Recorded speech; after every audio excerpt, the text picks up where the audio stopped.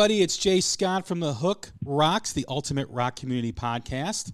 Hope everyone's having a great day. Another new episode here for the New Music Spotlight, where we showcase new bands. And we have our first band from overseas, from the UK, from Takeaway Thieves. We have the rhythm guitar player and co-founder, Neil Hunter. How you doing today, Neil? I'm very well. How are you? I'm doing good. Thanks for doing this, man. This is exciting. Excellent. Yeah, this is the first band, and you're the first guest from overseas. I know we had Anna Stella, who does some work there with the local rock music scene with the bands, but this is the first time we've actually had an artist come on the show. So thank you very much. That's you're more than welcome. Thank you very much for having us. And yeah, Anna Stella, she's a great pioneer of all the up and coming rock scene, certainly in the UK. You know, she's helped us out a lot. With interviews and she's. We need more people like that in the industry at the moment, don't we? You know, to push like yourself. You know, absolutely, pushing bands forward. Absolutely. With the upcoming rock scene there in the UK, she does an awesome job covering all the bands in the local scene there, and big fan of hers, as I'm sure you guys are as well. Yeah, certainly. I mean, she has actually, on her YouTube channel, one of our songs is her, if you will, her theme tune for her interviews. So, you know, that's awesome. That's really humbling and nice for her to do that, you know, as well. That's great. That's awesome. So we always start the episode, every time we have a first-time guest, we start the episode the same way with the same question. And that is the essence of the show. And just like every rock song has a hook that sucks you in, every rock fan has a moment, whether it's a song, a band, an album, or a performance, got them hooked on rock and roll. What was it for you? I guess it's got to be Kiss from America, New York City. Kiss. The first time I'd gone to my friend's house at school, and it was his older brother's bedroom we were in, and there was just these pictures of. I've never seen anything like this before. But you know, who are these guys? And his older brother put on the record, and it was Kiss Alive, and just blown away. You know, I thought, wow. You know, I could hear more of this stuff, and that was really the start of it. Then I think my other influence would probably be Prince. But yeah, Kiss and Prince, and probably AC/DC from an early age. Really, that just made me want to go and be in a band and play rock music and all that comes with it. You know. Yeah, what was it about Kiss and Prince? Because those are like two ends of the spectrum. You mentioned AC/DC. What was it about those artists and bands that connected with you? It just the music. It just resonated straight into the core of me, into my heart and my mind, and visually with Kiss. I remember obviously because I live in the UK, and I'd gone to the cinema as a kid. And I remember seeing an advert, and it was actually for Kiss Meet Phantom of the Park, which was the movie that they brought out in the late 70s. And I'm thinking this must have been in probably the early 80s, or it's got to have been. I went to the cinema. I had been to my friend's brother's bedroom to see these guys. I'd seen the advert for the film in the cinema in the UK. At the time, I thought, wow, they can't be a real band, because I've never seen anything like that in my life.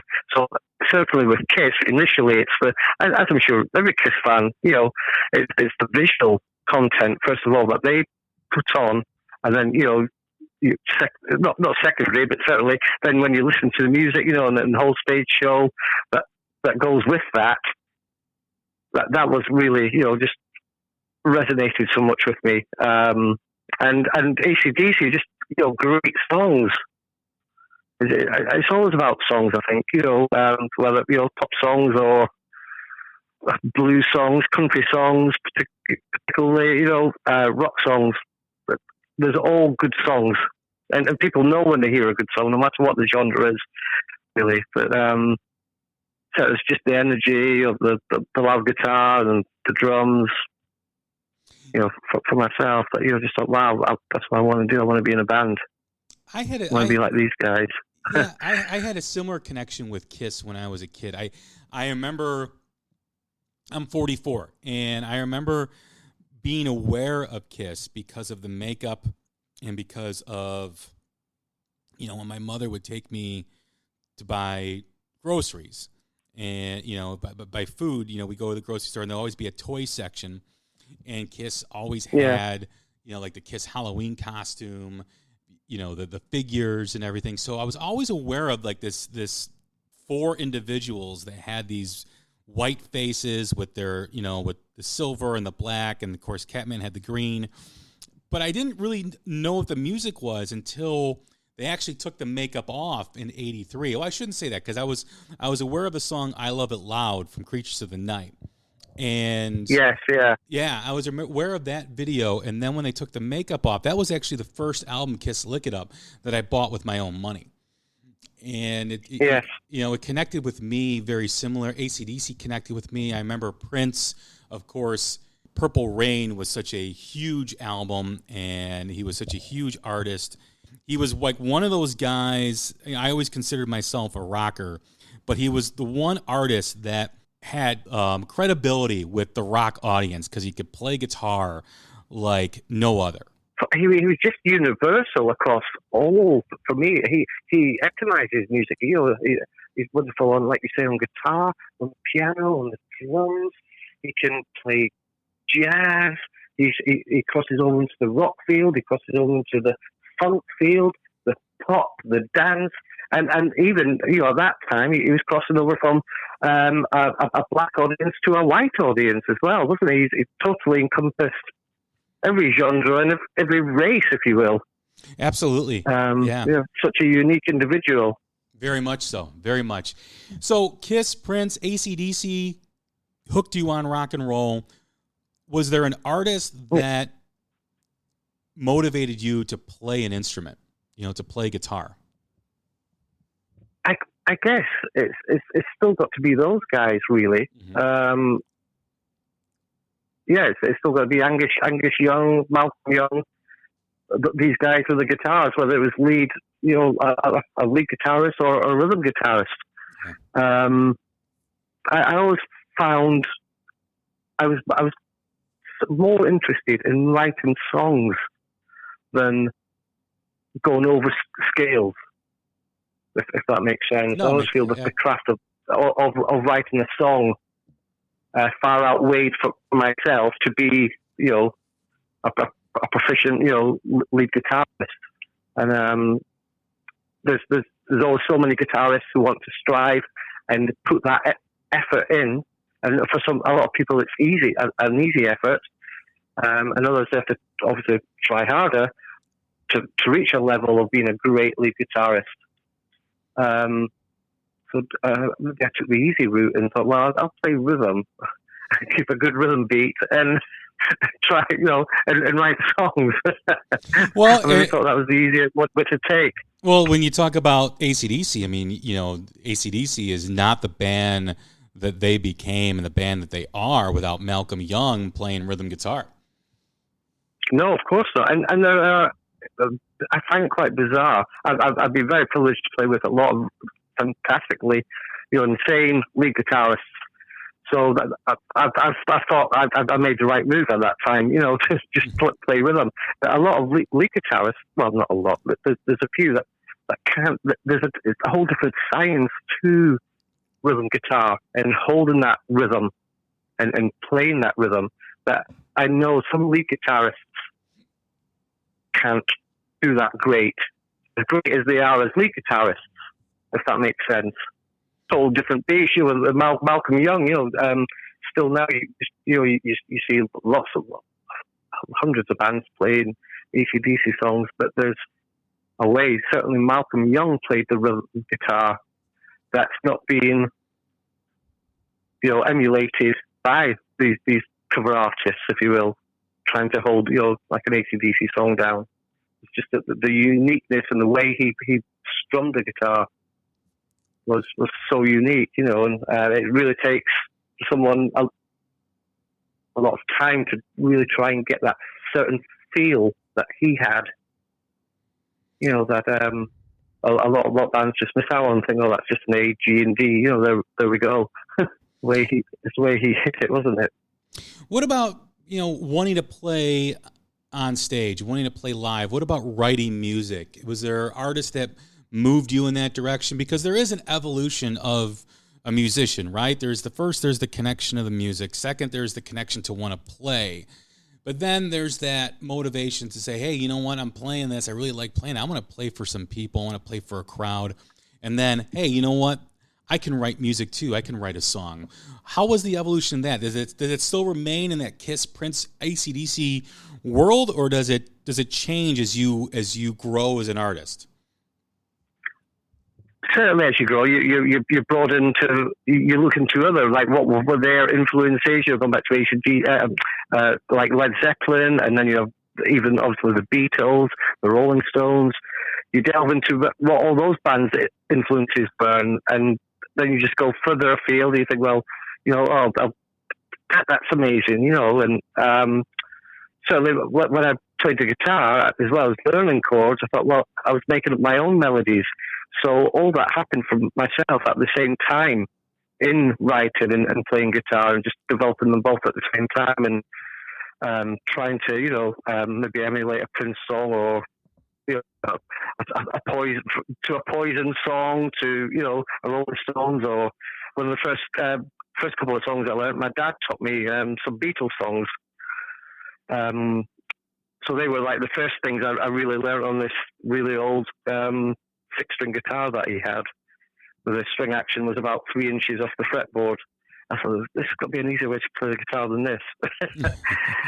So, as I say, the first couple of songs I did learn was from my dad, the Beatles, and there's a guitar band in the UK called The Shadows, Hank Marvin, and they were like originally a backing band for a guy in the 60s and 50s called Cliff Richard. Okay.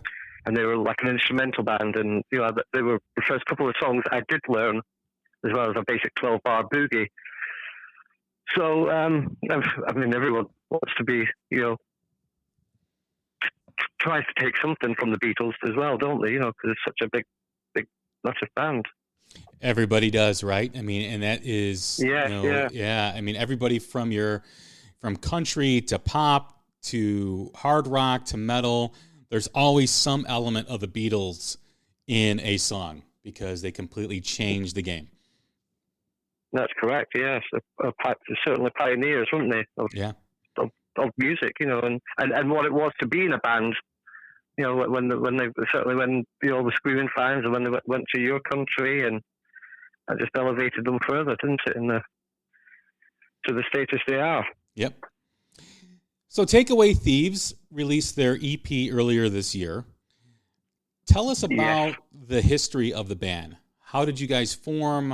Where did you guys come from?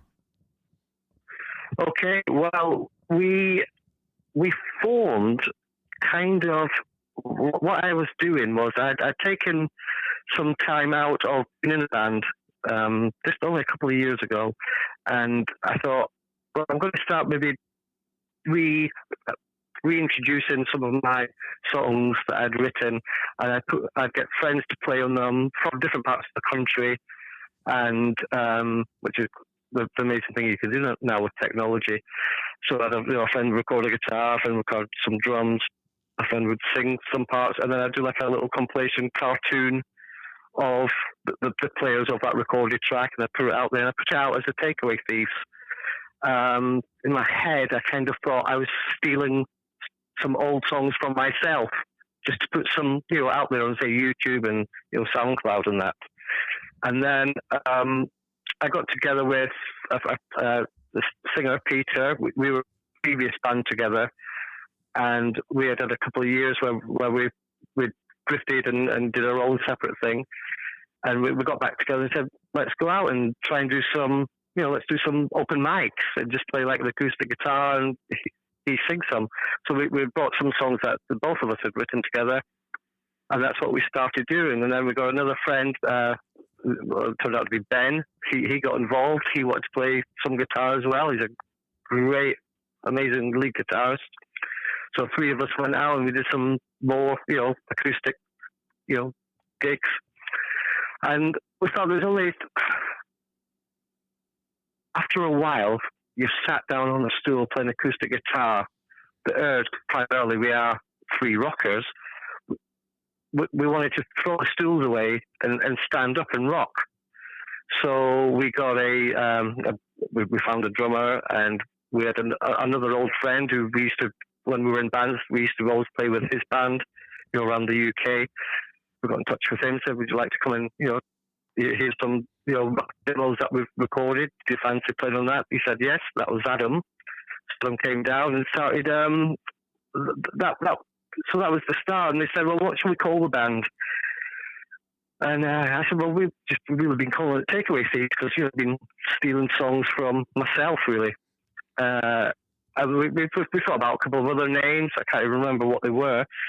And then, because I didn't want the guys thinking, although like I kind of started the band, I can't do it without any of the other guys in the band. And it's very much a democratic, everyone's equal band. It's not me and the Takeaway Thieves.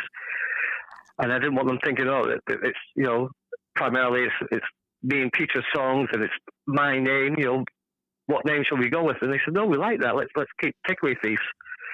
And so from there we started in our first rehearsal as a full band was probably April 2018.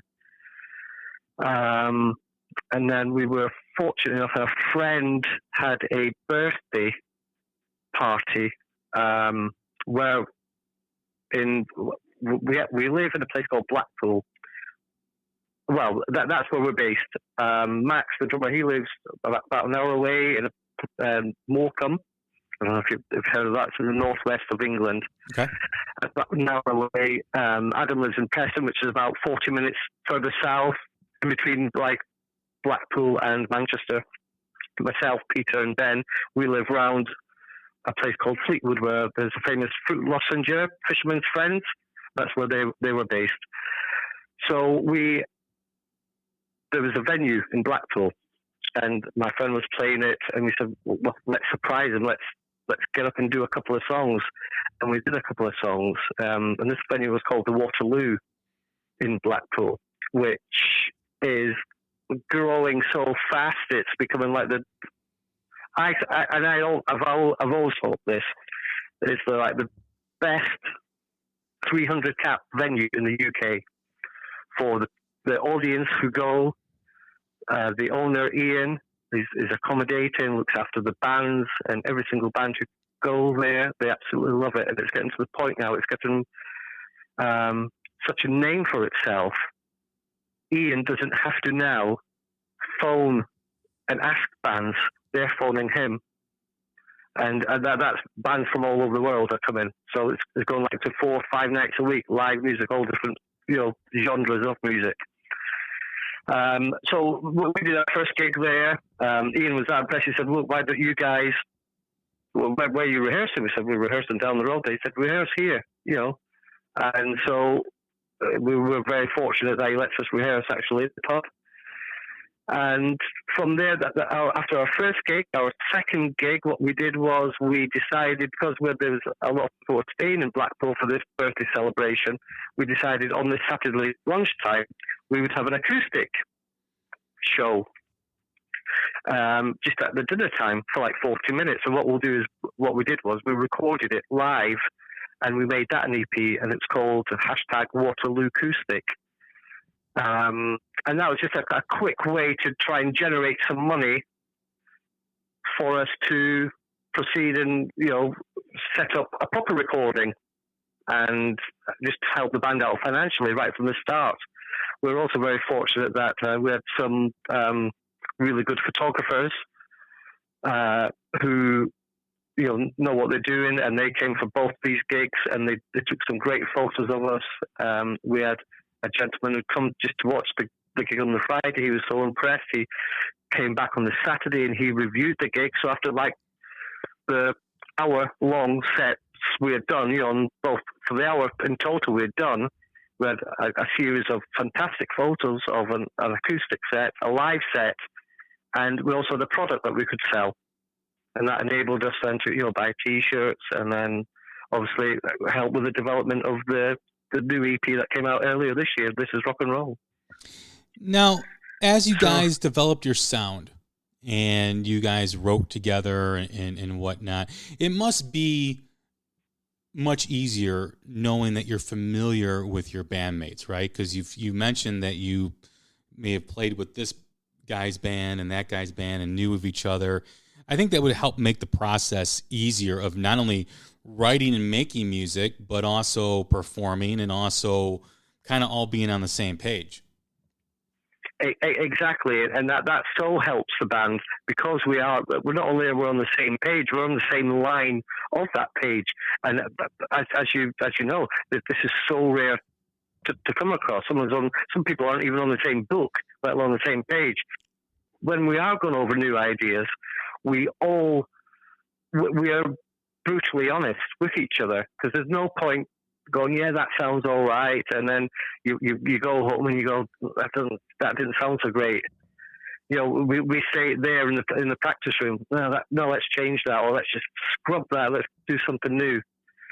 Peter will bring some lyrics. I'll bring some lyrics. We'll work together, and he'll find what he vocally feels is best for the song.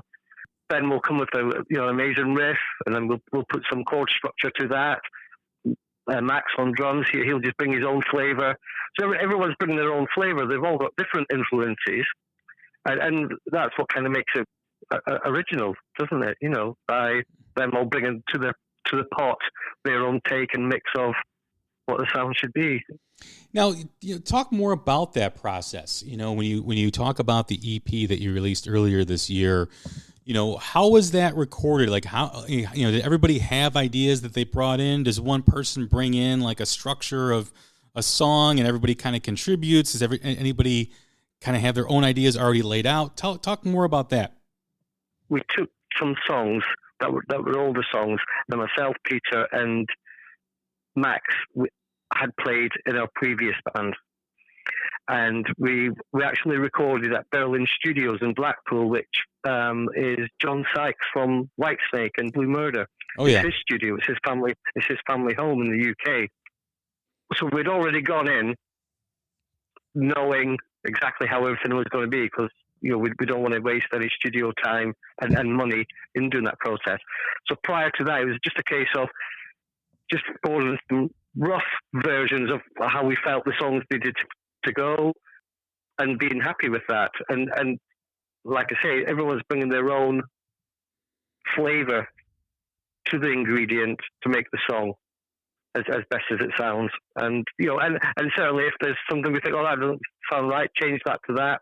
Everyone's open to that because as I said before, we're so honest with, that doesn't sound right, can you not change that and do that? And no one takes offense because we want the greater good and we want it to be the best it can be. We want to sound like a band we want to hear, and certainly we want to play like a band that we'd like to see play live. We're quite well known for having a very good live, energetic show, and I know a lot of bands say that, but people are coming away saying, "Look, you guys are all enjoying yourself on stage as well," and that seems to be new to a lot of people.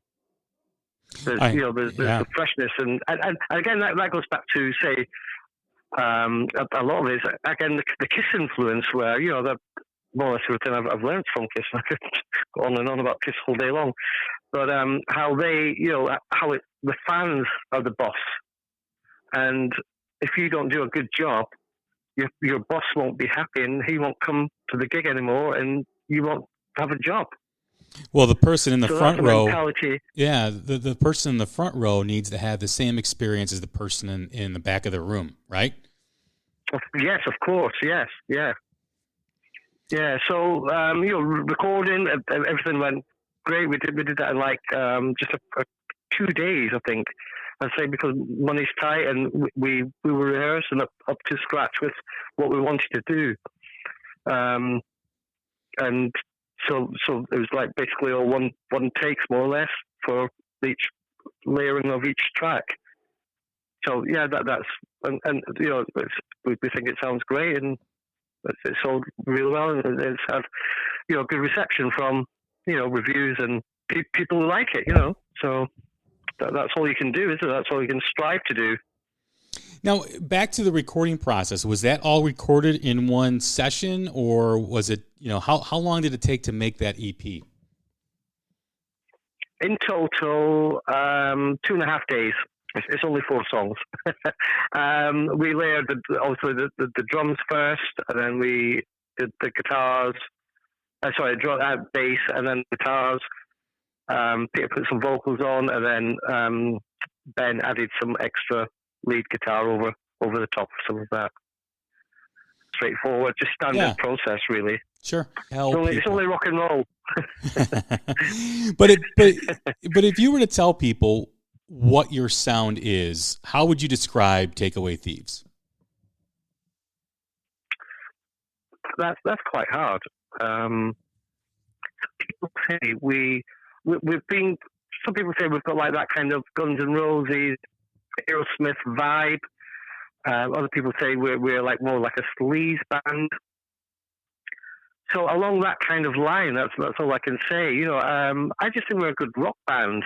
I don't see that there's so many different labels of one specific music, like rock music. You have death metal. You have all this other, you know, heavy metal, this metal, hard rock, rock and roll. There's all these different labels that people are quite happy just to throw out there and say, oh, you're labeled that, when all I see us as is just like a rock band, really. But this is what people are telling us. Oh, you're a bit like Guns N' Roses, you're a bit like Aerosmith, you're a bit like Led Zeppelin. You know, so we've got all that. You know, what people say we can only go for what they think we are rather than what we are. We just think we're a good hard rock band. Really, that's it. Yeah, I agree with that. I've had conversations with other artists as well, and you know, when I was growing up, you basically had pop rock, hard rock, and heavy metal. You know, that was really the 4 platforms you had for rock and roll. And then thrash came along, you know, with Metallica and Slayer. But now it seems like there is a subgenre upon subgenre for all these different types of rock music. And like you said, all I hear is rock and roll. You know, I mean... There's only 2 types of music, as far as I'm concerned, good music and bad music. Correct, right? That's a great way to put it. And that's only up to everyone's different opinion as well, isn't it? You know, whether they think something's good or not. And I think most people, it doesn't matter if you're like a death metal fan.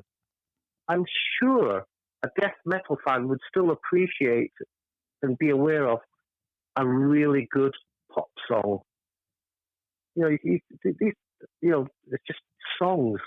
Mm-hmm. You know, everyone can tell a really good song when, say, not just after you've seen certainly a gig, the following morning you wake up, or at dinner time the next morning, and that song or that hook from that song is playing in your head. That's the song. That's what we strive to try and do, and that's what. If there's one slight criticism we get in the Takeaway Thieves is that song was in my head for about 3 days after. That's a good thing. You know, they couldn't get it out of their head.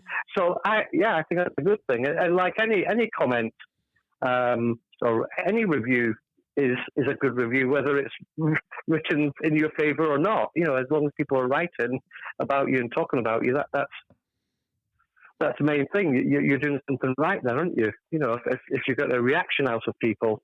So a good song is a good song. Yes, yeah, all day long.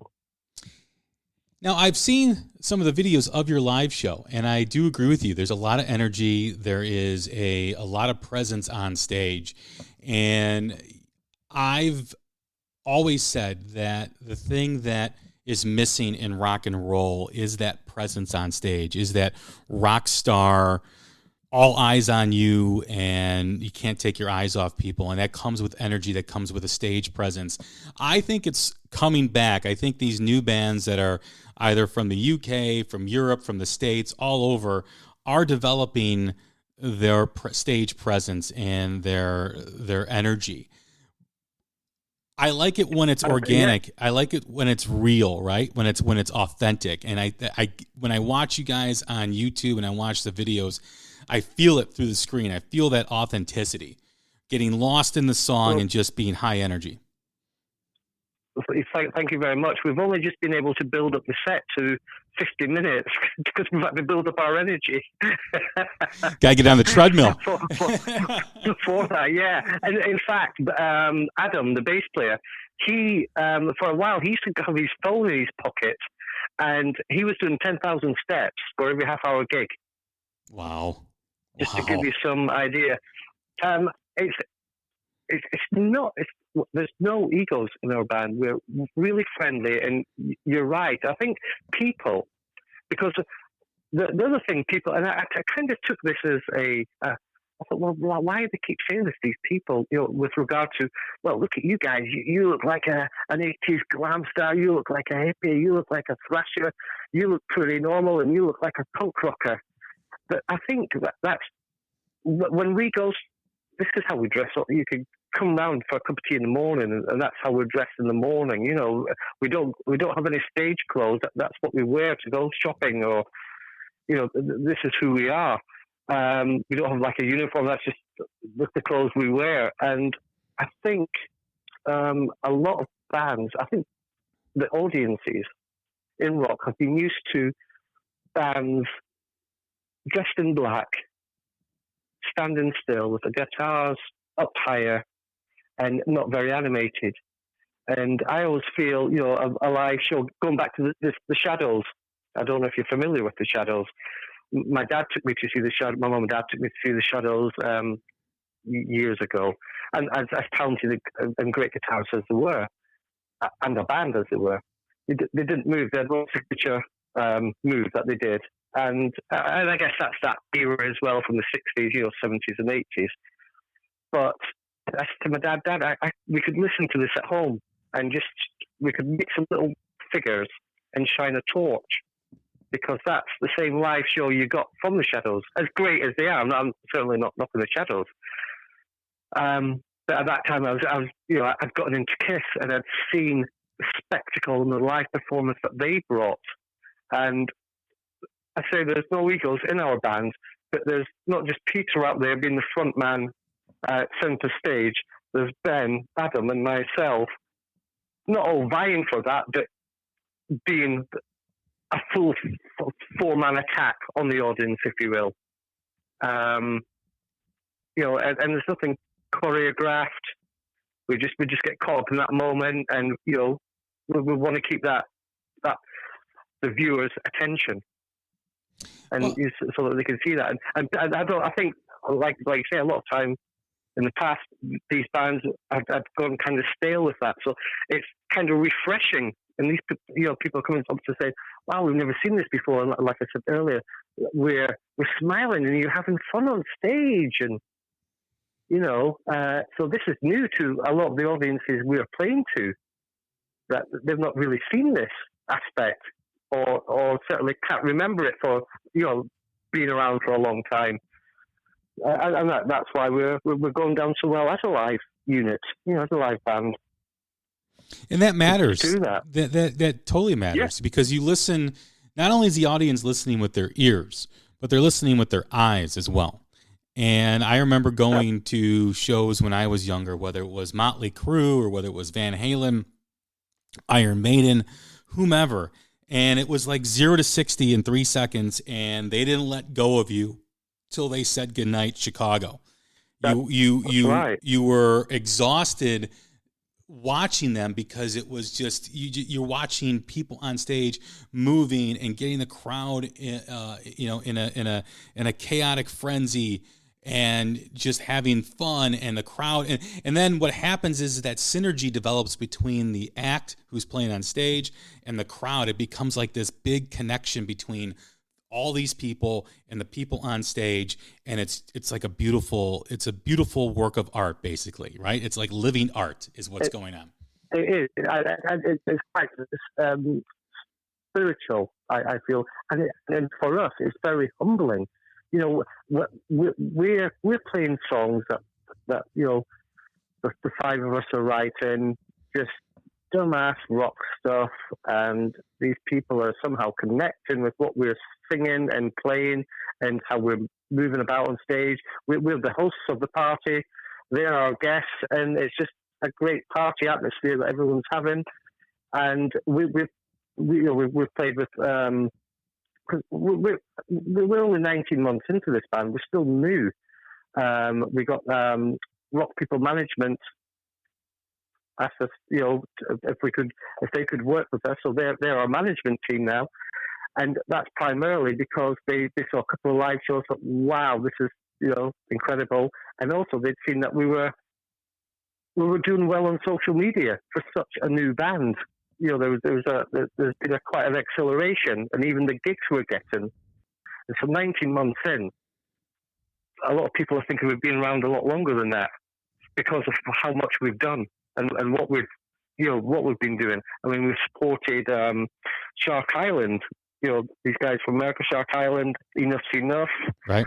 Love Hate, the Erotics from New York, and Electric Boys. Of course, Enough's Enough's from Chicago, aren't they? Yes. We played with those guys, and actually on Wednesday we're playing with the Choir Boys, called the London Choir Boys, I believe, in America. Oh wow, yeah, that's a great band. Yeah, and we played with them not so long ago as well. So this is our second outing with them, and a lot of those gigs have been actually at the Waterloo in Blackpool, which Ian has graciously said, look, you guys need to be on this bill with these guys. And he's really helped, you know, so it's very thriving, I feel, in the UK. The rock scene, certainly. Well, let's get into that. The Waterloo. Let's get into that a little bit. Prior to Takeaway Thieves, you guys were all in different bands. You guys have, you know, been on the scene there in the UK for a while. What do you see? How has the scene evolved from, you know, when you first started to now? You know, where is the rock scene in the UK? I know, like we mentioned, Anna Stella does a great job of promoting new acts and new bands. Yes, certainly, yeah. Yeah, but so how, talk about that evolution. I think this is because you have the likes of, as you do in your country, Simon Cowell and his X Factor, and they've kind of brainwashed the whole of certainly the UK and possibly, I imagine, America, into that. This is the mainstream now. This is what it is. And there's an underground, certainly in America, there's this underground scene where, and these bands we played with in America, you know, who have come from America, sorry, we played the other week with Lost Angels. That's got Ryan Roxy, yes, from Alice Cooper's band. Eric great guitar player. Yes, Eric Dover was in Slushy Snake Pit. They're like another like Dead Daisies, and they came over and they were blown away. You know, we had a short notice of that gig, and we got the place jumping for them, those guys. And I think these American bands are coming over, and they're like, there's such a vibrant scene in the UK, and of course it's easier to tour the UK than it is certainly America. You know, you can do it in a week. Rather than, you know, you can stay just maybe in one state in America, can't you, for a week? Yeah. So there's such an underground scene because the main media are not focusing on that. So it's taken the likes of Anna Stella and all these other people to push because they have a passion for the music to try and help and push this along. So that you've got these interviewers, you've got these bloggers, you've got these guys who are doing like maybe magazines. They're all pushing and working with each other. There's such a network of everyone working together now that wasn't needed before, but is needed now because the record industry isn't listening at the moment to the rock scene. So that's why I feel it is. And there's these venues are popping up, and like I say again, the Waterloo. That's your best 300 cap venue in the UK, that, and a place in Edinburgh called the Bannermans. These guys, musicians who run these places, and they know what the bands want and what they need, and the people are coming out to see, you know, this music and get involved. So everyone's working together really to just have a good time, and and try and fight the fight for rock music. How is the infrastructure in the UK? Like, is there an outlet for new rock music to be played, to be heard, or is it like the United States where you've got to work to find new rock music? I think that there's a few, like nationwide. You have there's Planet Rock Radio. They're very good. They have a show for up and coming rock fans. There are a couple of like digital radio stations that surely do push that. But I think perhaps you don't need that as much now in this day of the technology that we have, because you have Spotify, you have all these other social media platforms where music can be heard. Even YouTube, like you say, you can, not only do you've heard Takeaway Thieves, you've seen and you know what certainly I look like, and we've never met. So you already have that visual, so you can see the visual, and so I don't think there's not enough radio or press really to cover all this underground, music scene that's being created. But there's the venues, and as I say, social media, Spotify, iTunes. Bands can put it all on there, and people in America, Indonesia, South America, Europe can listen and see if they can take a shot and maybe see a photo they like and go, wow, I'll check them out. Just like I did. I looked at Kiss and go, wow, I have to check out what these guys sound like. So I think it's not as prevalent or as important, I don't think, as it once was. To get that mainstream, of radio and press, because there's enough of these rock and roll soldiers, if you will, on the underground scene who are pushing it and networking together. But everyone's working together on this. The promoters, the press, these little press fanzines, all these websites, Facebook pages. They're all working together to create the scene. And I think eventually it's going to come to a point where the mainstream are going to have to listen and take note of what's going on. On a previous New Music Spotlight, I interviewed Chris Lane from Station, and he mentioned something after we ended our conversation about how the scene now is planet Earth, because you have the ability, no matter where you're at, whether it's New York, whether it's the UK, whether it's Los Angeles, wherever, you can connect with people around the globe, around the world. Whereas before, when I grew up listening to music, scenes were very localized. So if you had a big band in Chicago that was drawing a lot of people, if they never got a record deal and if they never were on MTV or on the radio, nationally, they'd be unknown. That's different now. I mean, think about how I connected with Takeaway Thieves. I'm in Chicago, right? And here I am, watching you. So he's very correct in that assessment, is that you have the ability to connect with people in all over, in Japan, in South America, in Canada, in the U.S., everywhere. And that's something that never existed before. And I think that's a benefit to bands like yourselves and other bands too that are coming up, because I do believe that there is a new wave of rock music, and I've said it before, that is right underneath the surface right now. And it's slowly building. And like you said, I don't think after a while, I think mainstream is going to have to accept it and have to start playing it, because it is slowly building, I firmly believe. Yes, yeah, I totally agree. Whether I think certainly the record industry in the state that it's in, it doesn't know what to do or how to do it. It doesn't have the money to do it with all this, this free streaming, and so I don't even know if there will be a time when the mainstream will go, okay, let's throw some money into this, because they're going to come up with a new model of how they can make the money, because all these bands who have not had that help from these big record labels, have had to do it the DIY way and fund it and pay for it themselves. And the good thing about that is you're getting all that financial return back yourself. You're not be owing to the record company. Yeah.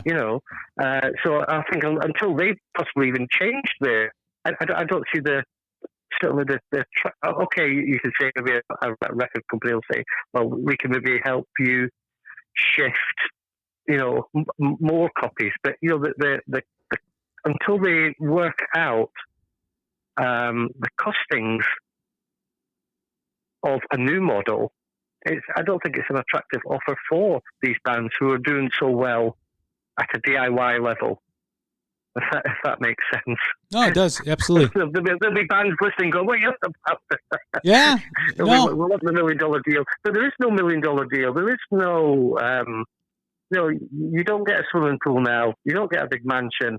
And you won't with whatever, whatever new model they bring out.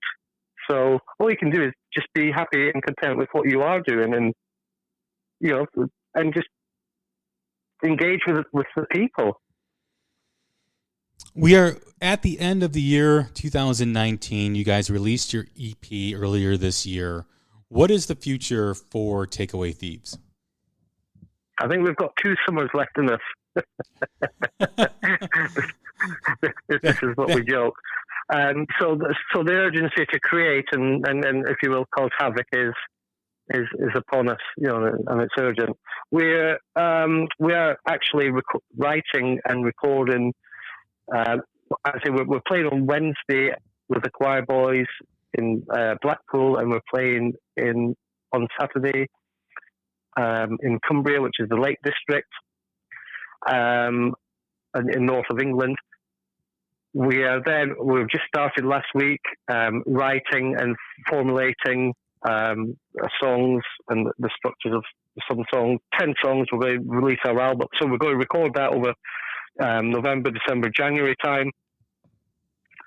And I've not spoke to the management yet, but I'm maybe looking at releasing that in May, and then we have we're going to maybe try and follow that up in this 3-month period to do a follow-up album for the end of 2020. Like say maybe this time in 2020 as well.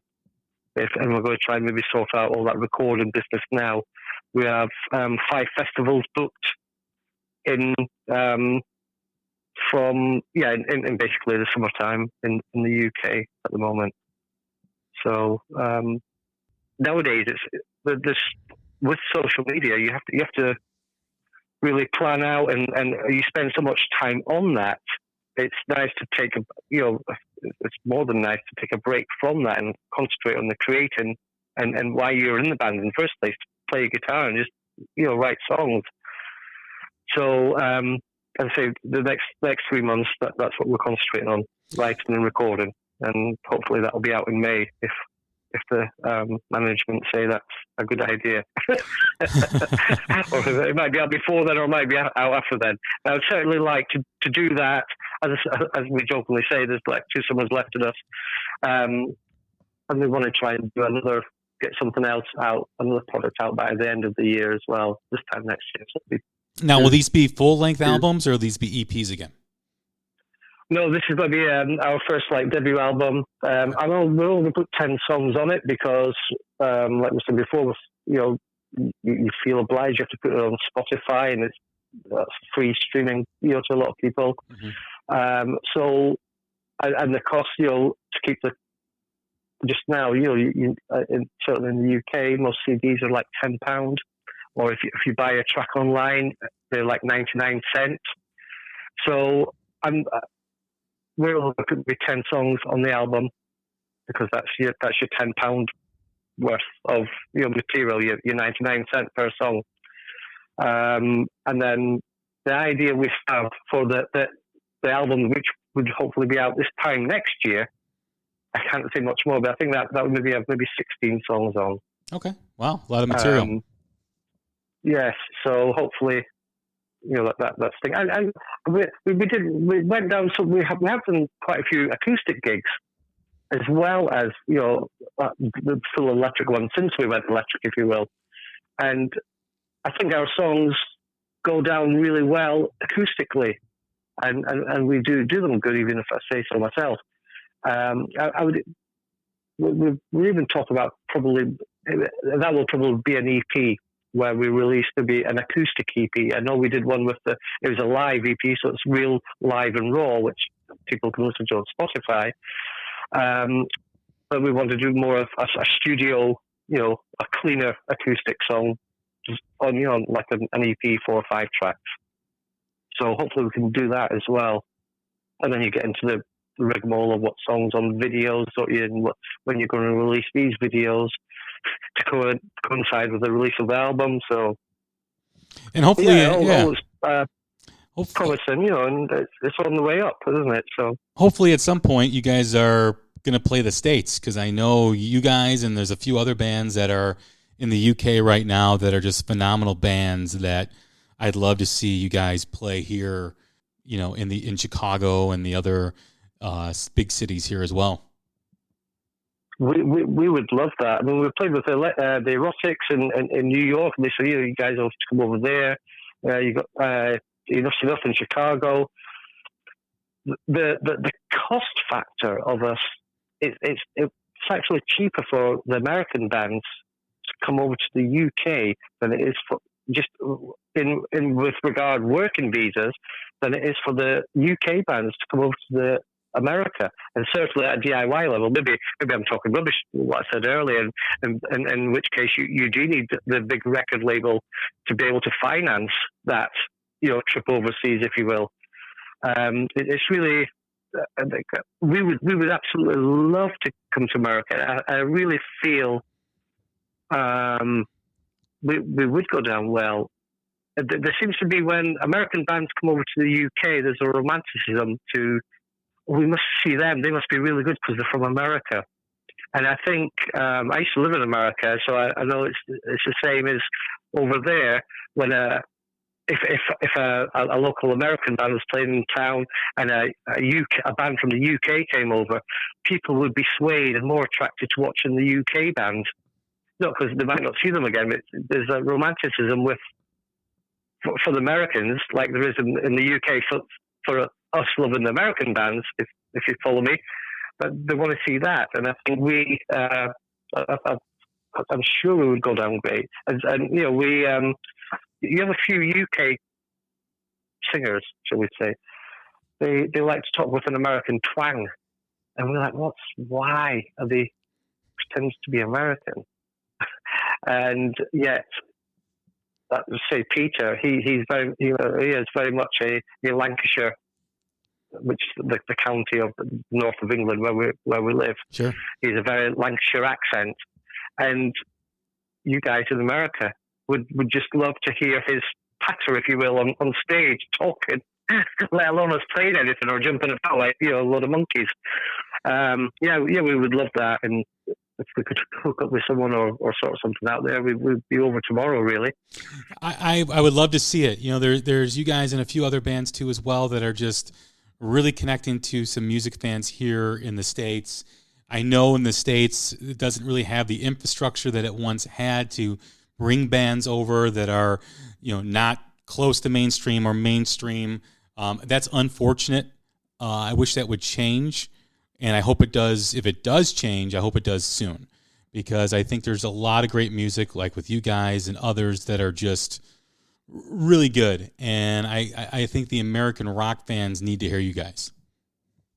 Well, thank you very much, and thank you for. And it's reciprocated with regard yourself. You're helping bring, certainly us and other bands from the UK to your listeners and to America, and hopefully opening those doors. Just like people like Stella over here is opening the doors to not only the UK guys, but Americans and European bands, and so collectively, like I was saying earlier, with regard to this underground scene, it's not even so much